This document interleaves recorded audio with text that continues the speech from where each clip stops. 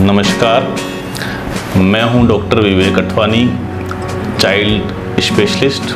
आज हम बात करने वाले हैं एडोलेसेंट एज ग्रुप के बारे में, जिसे हम किशोरावस्था भी कहते हैं। किशोरावस्था एक मनुष्य की वह अवस्था होती है जो एक मुख्य अवस्था होती है, जिसकी बाल अवस्था एवं युवा अवस्था के बीच का काल होता है। एक बच्चा जब वयस्क बनता है तो उसके अंदर जो शारीरिक परिवर्तन होते हैं वह किशोरावस्था में होते हैं। किशोरावस्था में न केवल शारीरिक परिवर्तन होते हैं बल्कि बच्चे के अंदर मानसिक बोध एवं व्यवहारिक बदलाव भी आते हैं, तथा यह जो प्रक्रिया है इसका आमतौर पर समय जो है 10 से 19 साल कहा जाता है, लेकिन यह हर बच्चे के अनुसार अलग अलग होता है। इस अवस्था के दौरान किशोर से परिवार वालों की और समाज वालों की अपेक्षाएं होती हैं, तथा किशोर को खुद से भी बहुत ज़्यादा अपेक्षाएं होती हैं, क्योंकि उसे वयस्क बन के समाज को कुछ देने की ललक होती है। तो इसलिए यह एक अहम अवस्था है, क्योंकि एक भविष्य के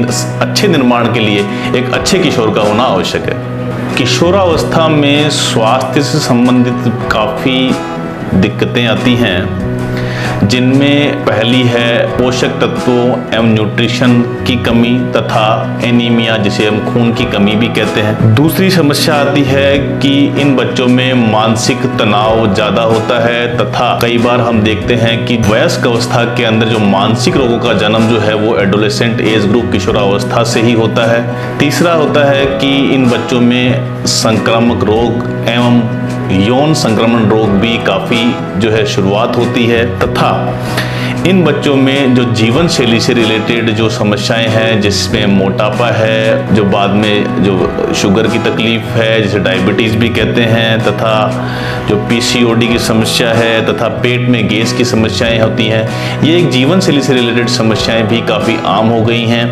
अन्य जो समस्याएं हैं स्वास्थ्य के अलावा, जो अपने साथी होते हैं जिसे हम पीयर ग्रुप कहते हैं, उनके उस पर काफ़ी डिपेंड करता है। ये बच्चे की जो संगति होती है वह अगर ऐसे ग्रुप के साथ हो जाती है तो बच्चे मादक पदार्थों का सेवन भी करने लग जाते हैं, तथा ऐसी अवस्था भी होती है जिनमें शारीरिक एवं यौन शोषण के लिए भी ये शिकार होते हैं, तथा जो किशोरियां हैं उनके अंदर घरेलू हिंसा भी कारित होती है। अंदर मुख्य रूप से इस अवस्था में बॉडी में जो चेंजेस आते हैं, साथ में मासिक धर्म का शुरुआत होती है, तथा मासिक धर्म जो है वह आने के साथ साथ उसमें रिलेटेड कई समस्याएं उत्पन्न होती हैं, जिसके लिए उचित समय पर स्त्री रोग विशेषज्ञ एवं बाल रोग विशेषज्ञ से मुलाकात करने की आवश्यकता होती है। तथा जो किशोरियां होती हैं उनके अंदर कई बार सामाजिक प्रभाव के कारण से टीनेज प्रेगनेंसी हो जाती है। टीनेज प्रेगनेंसी के कारण से ये असुरक्षित गर्भपात करवाना पड़ता है। इससे किशोरियों के ऊपर मानसिक, शारीरिक तथा सामाजिक उत्पीड़न का शिकार हो जाती हैं। किशोरावस्था को डील करने के लिए मुख्य रूप से हमें इन बच्चों की इसके साथ में पहले एक संपर्क बनाना पड़ता है। उनके साथ में एक व्यवहारिकता बनाने के बाद ही हम उनसे घुल मिल सकते हैं। दूसरी बात कि ये बच्चे किशोर जब डॉक्टर के पास जाते हैं तो उनको अकेले में छोड़ करके बात करनी चाहिए, तथा माता पिता को उनकी जो निजी जानकारी है वह किशोर के सामने किसी अन्य से साझा नहीं करनी चाहिए।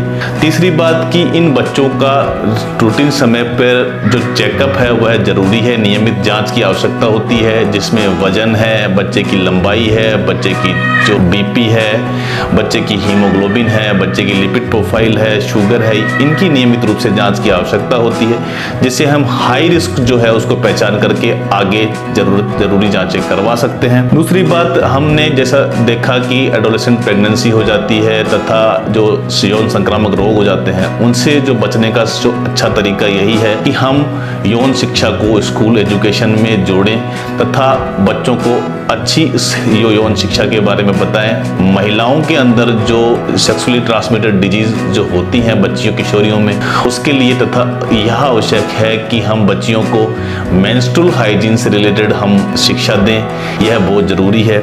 इसके अलावा बच्चों में जो संक्रामक रोग है उसके लिए बचाने के लिए अभिभावकों से निवेदन है कि बच्चों के अंदर जो किशोरावस्था में आवश्यक टीकाकरण होता है उसकी आवश्यकता होती है। उदाहरण के तौर पे टाइफाइड है, डिप्थीरिया है, MMR वैक्सीन है, टाइफाइड वैक्सीन है, चिकन पॉक्स की वैक्सीन है, हेपेटाइटिस की वैक्सीन है, किशोरियों में खास तौर पर सर्वाइकल कैंसर की वैक्सीन है। इनके ऊपर हमें लगवाना चाहिए ताकि ये संक्रामक रोग से बच सकें। दूसरा जो कुपोषण है उससे बचाने के लिए हमें इन्हें जो फास्ट फूड है जीवन शैली में बदलाव करके फास्ट फूड को दूर करके जो घर के अंदर जो हमारे आसपास में लोकली अवेलेबल जो हेल्दी जो डाइट है वह ऐड करनी चाहिए। साथ ही सरकार के द्वारा weekly iron folic acid supplementation programme चालू किया गया है जिसके अंदर हफ्ते में एक गोली जो किशोरियां एनीमिक हैं उनको हफ्ते में एक आयरन की गोली खानी चाहिए ताकि वह स्वस्थ रह सके। संक्रामक रोग के अलावा जो बच्चे अच्छे फैमिली से बिलोंग करते हैं जिनके अंदर कुपोषण का शिकार नहीं है वह भी नॉन कम्युनिकेबल डिजीजेज असंक्रामक रोगों से ग्रसित हो रहे हैं जिसका मुख्य कारण जीवन शैली एवं खान पान है। इसके लिए भी स्क्रीनिंग की आवश्यकता है तथा इनसे बचने के लिए जीवन शैली को उत्तम बनाएं एवं अपने खान पान को उत्तम बनाने की आवश्यकता है। धन्यवाद।